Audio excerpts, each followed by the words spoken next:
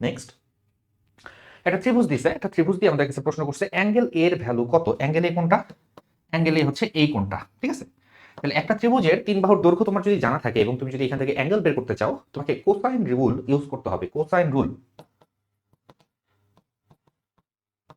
তো এই রুল কি বলতেছে? এই রুল বলতেছে আমার অ্যাঙ্গেল এ দরকার।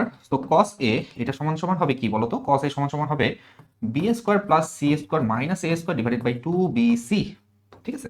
এখানে নামকরণের একটু ব্যাপার আছে। ক্যাপিটালের অপোজিটে যে বাহুটা, এটা হচ্ছে অ্যাকচুয়ালি a। ক্যাপিটাল সি এর অপোজিটে যেটা, এটা হচ্ছে সি, এবং বি এর অপোজিটে যেটা, সেটা হচ্ছে তোমার বি। আমি যদি ভ্যালুগুলো একটু বসাই, নামকরণ অনুযায়ী যে ভ্যালুগুলো, সেই ভ্যালুগুলো যদি একটু বসাই, তাহলে আমার চলে আসতেছে বি স্কয়ার সি স্কয়ার, তার মানে 4 square plus 5 square minus √61 whole square divided by 2 গুণন 4 গুণন 5।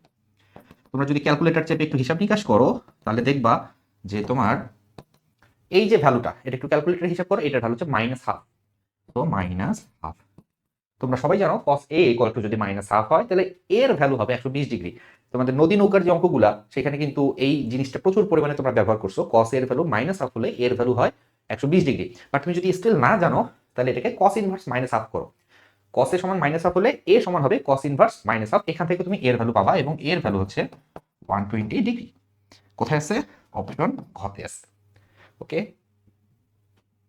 নেক্সট এগেইন সেম ত্রিভুজ, বাট দিস টাইম আমাদেরকে ক্ষেত্রফল কত সেটা বের করতে বলছে। আচ্ছা, আমাদের কিন্তু এবার অ্যাঙ্গেলটা জানা আছে।